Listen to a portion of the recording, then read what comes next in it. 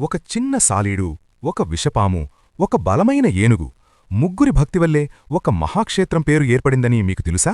ఆ పవిత్ర స్థలం శ్రీకాళహస్తి. ఒక చిన్న సాలీడు ప్రతిరోజూ వచ్చి శివలింగానికి ఎండ తగలకూడదని గూడు కట్టేది.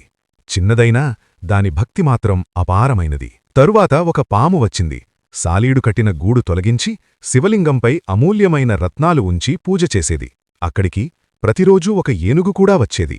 అది వచ్చి రత్నాలను తొలగించి నదినుంచి తెచ్చిన పవిత్ర జలాన్ని తన తొండంతో శివలింగానికి అభిషేకం చేసేది.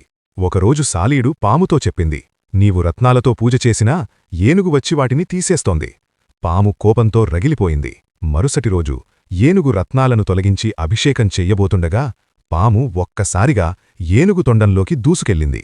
నొప్పితో విలవిలలాడిన ఏనుగు తన తొండాన్ని రాయికి గట్టిగా కొట్టుకుంది.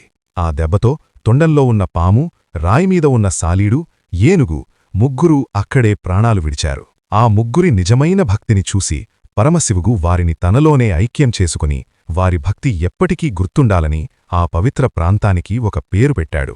శ్రీ అంటే సాలీడు, కాళ అంటే పాము, హస్తి అంటే ఏనుగు.